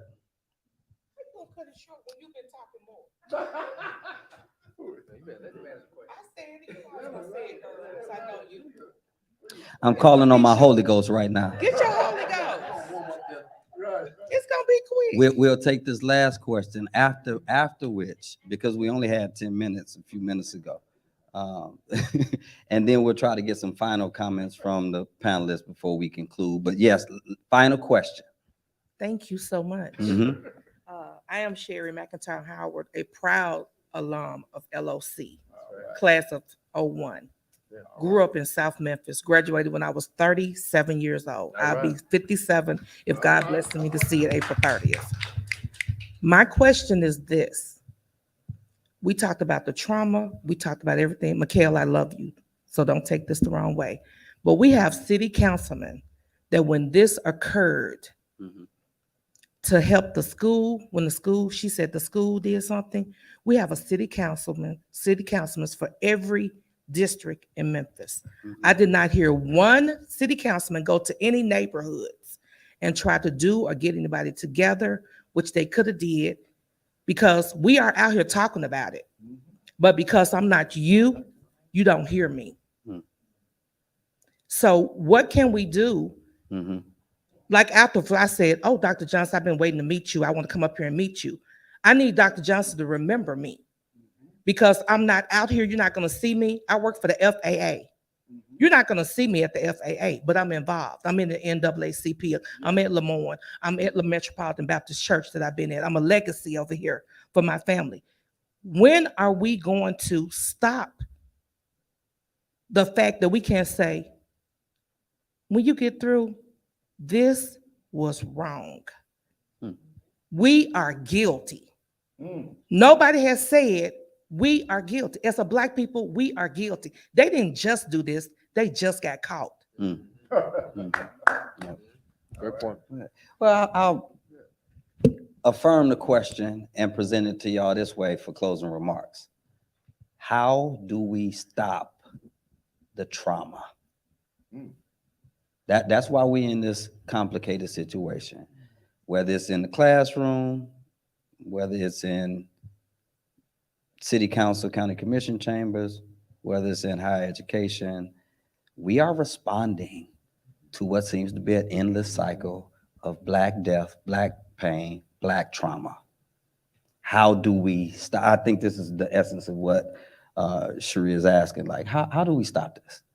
I'll just make a quick comment here is how do we stop it? How do we start to stop it is we gotta, again, I'll go back, we gotta change our culture. People, we gotta, in my opinion, we have a culture issue when it comes to acceptance of violence, acceptance of economic conditions. I know we're talking about Tyree Nichols here, but there were 11 people shot yesterday. Over the weekend, mass shooting. There's an 11-year-old that's been arrested over 20 times, they say. We become numb to it, and we change the channel, and we talk about that, because unfortunately, again, to those brothers here, we had a police officer that was murdered at the Popular Library. So as soon as we want to get on social media, I'll just speak for, as soon as I want to get on social media and I'm saying something about Tyree Nichols, gosh, if I don't say something here, then people will say I'm not saying anything about law enforcement.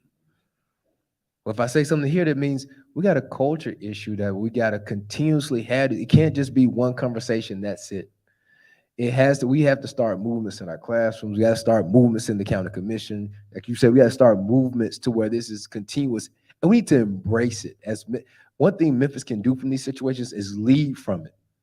And leading is uncomfortable because it shines a light on some ugly truths, that there were Black officers involved, that there's a culture of violence in our community. There's a culture that we forget violence. We just had a study that brought out about Memphis being top in infectious diseases. Yeah, STDs. STDs. We get numb to it. So sometimes making ourselves uncomfortable, changing our culture and saying, okay, we're going to put these things out. We're not going to run from, we're not going to embrace, we're not going to run around the corner. We're not going to move to the next neighborhood, wherever it may be, to use that kind of analogy. And continue, we change the culture, then it won't be so much trauma. That's in my opinion. I think that's what we got to have, these uncomfortable conversations and keep it out there and keep it in the forefront. And this is my final comment. I'll say this because I think we're wrapping it up here. First of all, thank you all for being here as well. And Madam President, always thank you for leading the opening space up. And thank you all for listening online. What I want to see going forward when these type of discussions, I want to see more students here. I see a lot of familiar faces, and y'all were around when I was around. So, and a lot of mentors here with Dr. Christian being here as well. But we got to get creative about this. I don't care if we tell students, You know, you can come to class 30 minutes later because you came to this session. We can leave the class 30 minutes earlier. Or I'm happy to put some resources if we got to give some gift cards to Starbucks or Chick-fil-A to incentivize. Sometimes you have to, I remember what I was like when I was 18, 19 years on campus. If it's a nice day out on a Thursday, I went in the little theater listening to discussions unless I gave incentive to come. I'm in the gym. I'm doing the things I want to do with my time. Now, as time goes on, you get influenced and you're like, okay, someone drugged me here or set me down here and made sure I was here. But we got to do more of that. There's a lot of people over there in the dorms right now, and they're in the gym, wherever they are. And that's because that's what they choose to do with their time. We got to incentivize folks to be here. That's about changing the culture. The HBC, only HBCU in Memphis, anytime there's this conversation about colorism or black AF, you all know what that means. Standing room only in here going forward. And I'm happy to do whatever I can to incentivize that for students. I give it up for Chairman Mickell Lowery. Andre Johnson, final comments? I do this work. Okay. Yeah, there you go. I do this work also as a victim of violent crime. My nephew was brutally shot and killed. 7 to 9 shots, we believe, entered his body. Principal McAfee here was his 5th grade teacher. She showed up at the funeral, gave wonderful, glowing comments, and shared with us and made us feel just a little bit better. Mickell was his name, or is his name. Mm-hmm. And so I do this work understanding that side of it. But you know what happened? Well, the person that allegedly, we haven't gone through trial and all that, allegedly, that guy, he's going through the court system now and probably will be convicted. Mm-hmm. So he committed a crime. Mm-hmm. There's no hate, no animosity in my. I wrestle with all of that, and I'm gonna show up at some of the court hearings if I can, and I'm gonna sit there and I'm gonna look him if I can in his eyes and all of that, and I'm gonna go through that. I'm gonna probably think about Mickell more, because he was a great guy. So I do this work knowing that side of it, knowing that pain as well too, and doing the eulogy of my nephew. I know that side. But what's going to happen is somebody will be held accountable for his death. Mm-hmm. And when convicted, his murder. Mm-hmm. When people ask me, how can we stop this? I'm very pessimistic. I don't think we can. If everything that I suggest you implement tomorrow, I still think that there is no training that you could have given those 5 officers. That's absolutely, so it's not a training. That's nothing you could have done to stop. That's beyond training. That's something in here. That's what you were getting at. It's like, what's wrong? And that's why I was asking the question, because they look familiar. They in our community. Some of them were members of the Divine Nine. Mm-hmm. They were members of our churches and of our communities. They went to schools with us. They knew us. Some people we knew dated them. I mean, they were so familiar. So I'm not thinking that this is going to stop anything. What we are battling right now is to hold folk accountable. If you are going to wild out like that, you need to be held accountable. And for so long, policing in this city and in this country has not been held accountable at all. And one day we're going to have to wake up and realize that when the civil suits come in, the city would have to spend. So next time we have another pothole or we need some more city services, let us remember that we're about to pay out a whole lot of money again, because we could not fully hold folk accountable. That's what I'm after. Accountability. We call her Lisa. My wife here is here. She's a mediator. We call it compassionate accountability. Holding folk accountable. Because yes, you messed up. You did this. Wouldn't it have been wonderful if all five would have said, you know what, y'all got me. We did it. We'll fall. We don't want to put the city through too much trauma. Wouldn't that's a whole different paradigm. Yeah. That's what we're trying to work at. But until that time, let's hold folk accountable. I'll give it up for Dr. Andre Johnson. Thank you again, Madam President, for this opportunity, Dr. Fisher, being up here with the greats. Two things that really was going through my head was we do have cultural issues, but we also have an accountability issue. And it starts in an integrity issue. And it starts as early as elementary school. You can't be afraid. Thank you, Scholar, for speaking up and speaking out. You can't be afraid. You have to have the courageous conversations. Being a principal, I get a lot of pushback from parents. Don't want to follow policy and procedure. Have a problem with you saying things to them. I am in this work because I know that one of my students at Alcy Elementary School will one day be in this seat. So it's important for them to see me in this seat because it will be them. We have to ensure that we're visible, we're vigilant. When we see something happening, we got to say something. That's the conversation I have to my leadership team. When you see something taking place in the classroom, you got to say something. Sometimes it might not be the right time to say something because you need to process it. But you cannot allow things to happen and don't say anything about it. When you operate in a school, we have policies and procedures that we have to follow from the state all the way down. But at Alcy Elementary School, our students are going to be safe, they're going to be valued and respected, and they have a voice. And they know that they are loved. So you have to continue to create that space and make sure you create those opportunities to bring communities together. Because what's missing is the discourse. We can teach all day in the schools, but until we get the families in the building, we got to open up. COVID was in 2020. It's time to bring families and communities back into the school. They want to be involved. They want to be involved. The doors are open, but we have to invite them and educate them. No, you can't come in this school and do what you want to do and say what you want to say. Not in this school, but you're welcome. And I do need your help. It takes a village.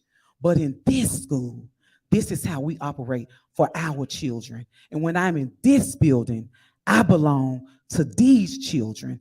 They have all of my attention. And we have to make children a priority. Until children become our priority, we're going to continue to have these problems. We just got to make sure that we are adulting and allow children to children. So they have to be our priority, and we have to say something. Peers, colleagues, superiors, you got to say something. You got to, if you really care about children in the future of Memphis. All right, y'all. Thank you to LeMoyne-Owen College. Thank you to Madam President. And thank you to these wonderful panelists. Y'all come on and greet them on your way out. Thank y'all for tuning in and for being here. Have a great evening.